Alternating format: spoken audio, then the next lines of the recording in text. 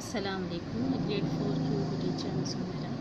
आज मैं आप लोगों को सबक मेरा शहर जिसमें हमने सखर के बारे में पढ़ा था उसके साथ मज़ीद सवालात करवाऊँगी। 2 सवाल मैंने आप लोगों से कहा था कि आप लोग खुद करेंगे, समझा दिया था मैंने आप लोगों को। सखर के क्या में है, सखर शहर का नाम सखर कैसे पढ़ा, ठीक है। अब हमारे पास सवाल नंबर 3 है। आप लोग ये देखिए, आपके ख्याल में सखर को दरिया का तोहफ़ा क्यों कहा जाता है? अब सखर को दरिया का तोहफ़ा इसलिए भी कहा जा सकता है कि तजारती दरिया के किनारे वाक़ है और दरिया तजारती एक शहर है, इसलिए भी उसे कहा जाता है। आप अपनी सोच के मुताबिक जो भी आपका ख्याल है वो लिख लीजिए।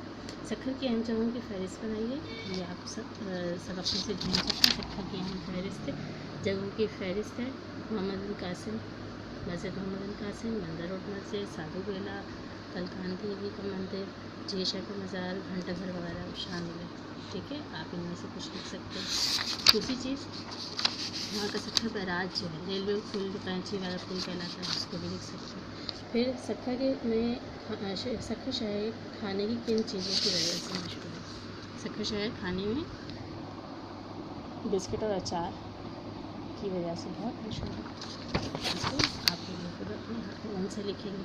अगर आप सखर शहर जाएँ तो सबसे पहले किस जगह की सैर करना चाहेंगे और क्यों? चैप्टर अच्छी तरह से पढ़ें सबक, फिर उसके बाद आप देखें कि वहाँ पे कौन सी इंटरेस्टिंग जगह है, तो आप उसी हिसाब से उस जगह का लिखेंगे, ठीक है। अब देखिए, खाने में दिए गए अल्फाज की मदद से इबारत मुकम्मल कीजिए। अल्फाज दिए हुए यहाँ पे चहल पहल, लुत्फ़अंदोज़, सज धज, परेशान, ख़रीदारी, फरामोश, मलबूसात, रंग बरंग, कीमतें, त्यौहार, तैयारियाँ, इनाम, ठीक है। अब ये इबारत हम पढ़ते हैं, साथ साथ इसको मुकम्मल भी करते जाते हैं। ईद उल फितर मुसलमानों का प्यारा त्यौहार है।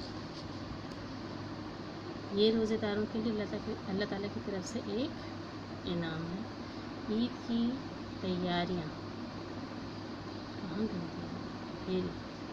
ईद की तैयारियाँ कई दिन पहले से शुरू कर दी जाती हैं। बाज़ारों में बहुत चहल पहल दिखाई देती है। दुकानों की सज धज भी देखने से ताल्लुक़ रखती है। चीज़ों की कीमतें भी बढ़ जाती हैं क्योंकि खूबसूरत मलबूसात और रंग बरंग चूड़ियों की दुकानों पर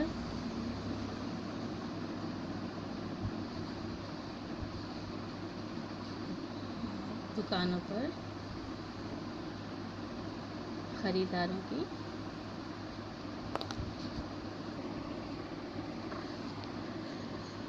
खूबसूरत मलबूसात और रंग बरंग चूड़ियों की दुकानों पर ख़रीदारी की कमी नहीं होती। ख़रीदारी करने वालों में कमी नहीं होती। कुछ लोग इस रौनक से लुत्फ़अंदोज़ होते हैं और कुछ परेशान, मगर इस मौके पर हमें अपने गरीब बहन भाइयों को फरामोश नहीं करना चाहिए। उन्हें भी ईद की खुशियों में शामिल करना ही असल है, ठीक है। इस तरह से हम इबारत मुकम्मल करेंगे। इसके बाद आप आ जाएँ सफ़र नंबर 24 पे।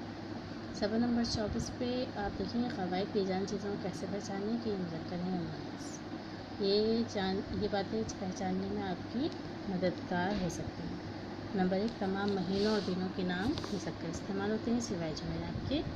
ज़बानों, नमाज़ों और किताबों के नाम मुअन्नस बोले जाते हैं। नंबर 3, जीम, ज़मीन, मुश्तरी और ज़ोहरा के अलावा तमाम सैयारे मुज़क्कर इस्तेमाल होते हैं।